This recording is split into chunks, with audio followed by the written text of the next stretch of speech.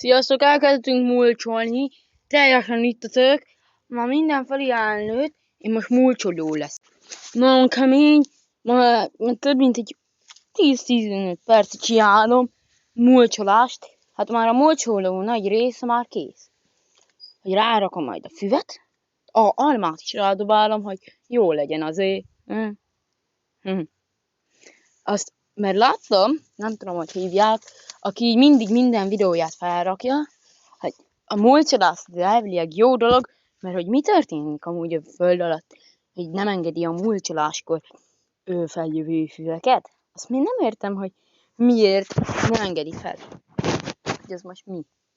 Mert hogy most én itt, a nagy része fű, ez így nézett ki, itt, innen, itt a fű. Azt én ide rárakom, majd így ezeket így szétszórom, hogy így szépen legyen, ez ide elrohad, inkomposztáló. Itt van nekünk ilyen ládák, ebből jönnek ki, ez mondjuk uborka lesz. Ez nagyon szép uborka most. Van egy karalábén, és most azt a nagy, minden gaz most belenőtt, mert hát látszik, hogy itt mikor volt? Az mikor volt ott kiszedve? Az nagy baj amúgy, hogy nem volt most kiszedve itt a fű. És mert itt van a málnánk is, így. De benne beszogatunk.